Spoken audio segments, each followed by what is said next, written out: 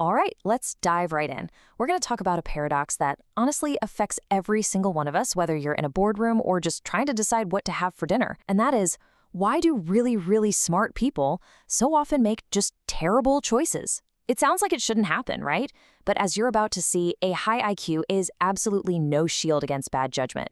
I mean, really think about it for a second.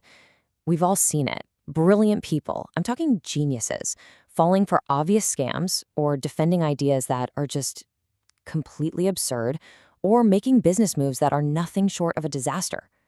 And this isn't some rare thing. It's actually a fundamental part of how our brains are wired. So what is actually going on here? Okay, so this is the absolute key to understanding the whole thing. High intelligence and rational decision-making are two totally different skills. You can have one without the other. You could have a genius-level IQ, but if you don't have a rational thinking process, that intelligence can actually backfire. It can help you build more sophisticated, more convincing arguments for your own really bad ideas.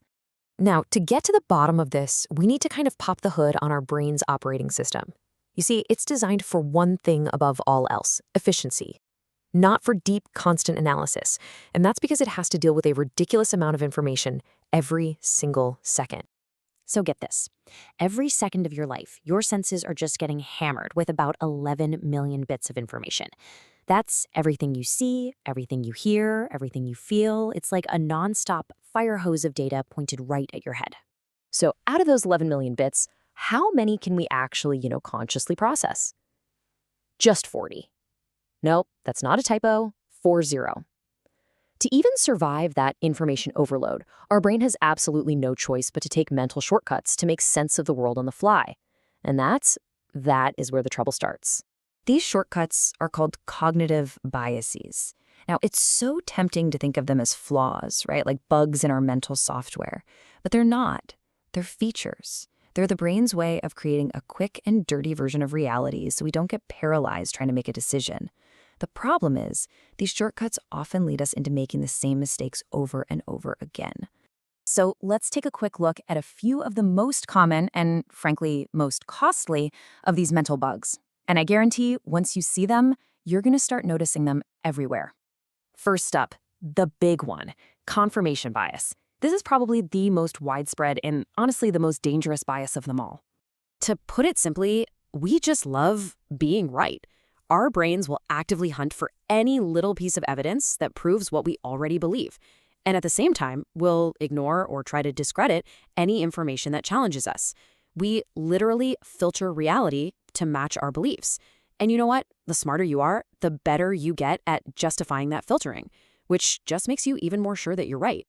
A perfect everyday example is the political echo chamber. When you only follow the news outlets and social media accounts that tell you what you want to hear, you're not really getting informed. You're just getting validated. And sure, it feels good, but it's a trap that makes it almost impossible to see the bigger picture. Okay, let's move on to the next mental bug, the anchoring bias. This one is huge in any kind of negotiation or any time we have to figure out what something is worth.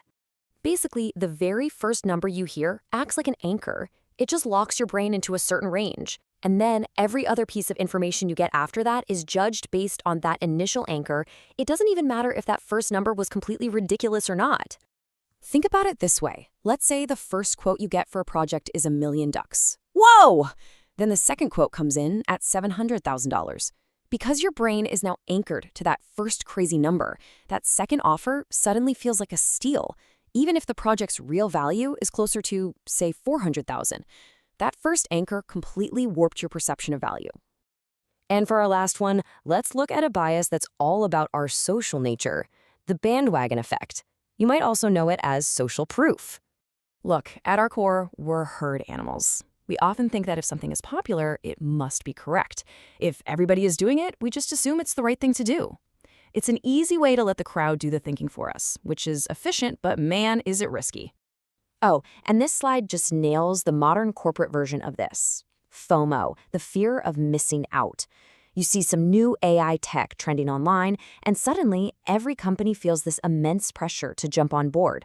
Not because they have a clear business case, but just because they're scared of being left behind.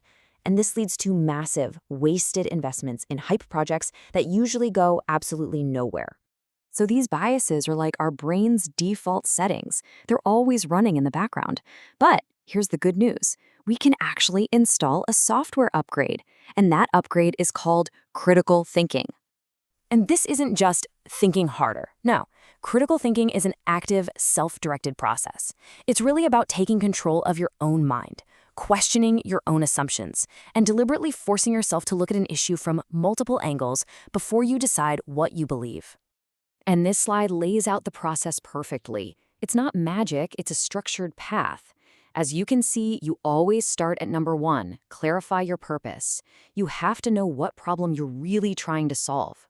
From there, you just move methodically through the steps, questioning your sources, analyzing the arguments, evaluating the actual evidence, before you ever earn the right to get to step 5 and form a solid conclusion.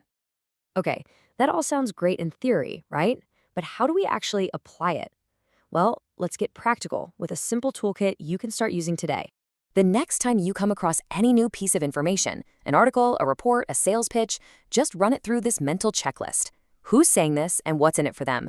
Is their evidence solid or is it just their opinion? Where is this published? Just asking these simple questions forces you to slow down and shift gears from that automatic, biased thinking to deliberate, critical thinking. And this, right here, is the ultimate takeaway. In our world, we are literally drowning in information. The most valuable skill you can have today isn't finding more data. It's building a reliable mental filter to separate the signal from all that noise. And that filter is critical thinking. So I'll leave you with this question. What's one belief that you hold where you think your own intelligence makes you right? A belief you've never really truly questioned from the outside? Because challenging those specific beliefs, the ones we protect with our own cleverness, that's the hardest, but it's also the most important work we can ever do.